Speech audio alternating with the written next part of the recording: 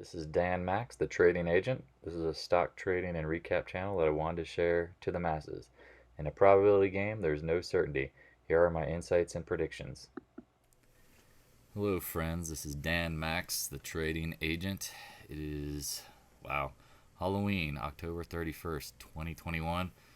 I'm a little under the weather still. I think I'm hitting the peak of my little head cold, whatever you want to call it. This video is going to be really short. I apologize. I've been trying to rest. I got to sleep this off. I got things coming up this week that I need to get done. So let's get this started. ES futures, SPY futures, they're up. If you look historically at the Stock Traders Almanac, the first day of November is usually an up day. Election day is kind of a nothing, and then you have the FOMC two-day meeting coming up. So the first week of November, historically bullish for the markets. Let's see how they act. The SPY, let me get this. I don't know why when I change it, it goes into that minute mode. Yeah, we're getting up close to the 460 level. I talked about this, the 2 times range. There's zero doubt we're going to hit it. It's just a matter of what we do after that. So I apologize again if I feel a little sniffling, but that's where we're at. TLT, talked about this one all last week. Nauseum said this area in the blue is going to hit. I still think we're going to probably hit the long-term downtrend. So bond rates should come down, meaning TLT up. Let's zoom that sucker out. I know it's a lot of it. And I probably could go to a weekly, but you can see where that blue line, the reference is. It's very steep. So if we get up there, it should be good. After that, TLT bond rates, I don't really know short term. I would not be surprised if you broke above it and somehow retested this upper box zone. That would not surprise me one bit. Let's check out the un dollare, the dollar. There's another one we were nailed pretty well. We said this trend line was potentially forming. We drew it in there and it held it perfectly. We said the 50-day was going to be important. We bounced on Friday. If it continues, then maybe we go to the upper side of the trend channel, which is in blue here. Keep that in mind. VIX, we've been hot on this all week. We said the 15 level is always support until it's not. We popped up to the 20 and 100 day, which are moving averages that are important. I always talk to people about moving averages, Fibonacci extensions. All these things are very important. Hope you know how to draw them. If you don't, feel free to ask. I can start doing a little bit of mini tutorials at the end of these videos if people would like. I really don't mind, especially if there's newer people to trading or just trying to understand the markets and want to kind of draw out better charts. GLD, nice gap down on Friday. I don't know why. The inflation data maybe wasn't as hot as they wanted, but it's still hot year over year. We held the 20-day. Would not be surprised if we got back in the 165 range. That's just kind of how things can work sometimes. Be on the lookout for Tuesday events always, which is election day, but I talk about the turnaround Tuesday effect a lot during weeks. I'd be watching for the metals to have a turnaround Tuesday or at worst chop into the Fed meetings coming up this week. The Feds are expected to raise rates in December, talking about curtailing the number of bond purchases they're doing, but they're stuck. They really are. I don't know what they're going to do. No one does. There's predictions out there that they're not going to cut their bond purchasing, but they can't let rates pop. The economy can't afford higher rates. We've talked about this many times, and so watching the TLT rise is kind of ironic if they're not going to be buying as many bonds and rates are actually going lower. Go figure. Bond market, strange bird. KL, nice little gap down. We talked about getting in this blue box. Now you're at the 50-day. Let's zoom out a little bit and kind of see where it's at. That kind of move, I really don't necessarily trust it, but that's why you have stops. If you had the 20-day stop, Friday didn't bother you. Now you're looking to buy back in. The volume really isn't telling me that there's nothing crazy going on. And so that kind of leads me into GDX, which is, the big miners.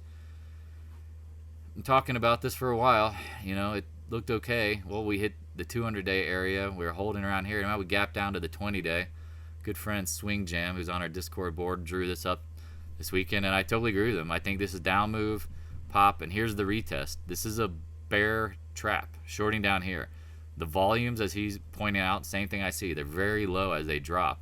So you had the capitulation, you had the volumes increase as it dropped. Now, as long as you hold above the 30 area, you're good. You might be forming a little head and shoulders if you can kind of think about it, predicting. Again, the predict the candle game. Big fan of that. You can see this level here in the 31s trend line. If we hit that, that is a screaming buy. Repeat, screaming buy at your own convenience. Use your stops, consult your financial advisor, do whatever you got to do to have a risk profile, because it's not my fault if it doesn't work, but that's something I would do personally. That's my point. It's something I would do personally. I think it looks like a good trade with a good risk profile of a stop. Put $1 in there. Could it get back up to 40 by a couple months? Yeah, risk $1 to make 10. I'll play that game every day, all week. Tesla, we talked about this all week. Said that if you sold some covered calls this day when the volatility exploded, you're probably happy. He said it ultimately could get up higher to the 1.618 fibs, 1.5 fibs. We're there. Now, here's the thing. If you sold some or sold some covered calls, you got tons of premium. However, if we do break over the 1.618, the sky is open. There's no overhead resistance. 2 times range is 1261.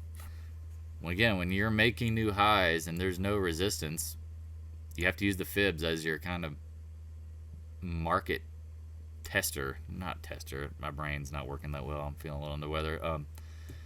You have to use it as the guide for the market action potential. So I would keep an eye on Tesla.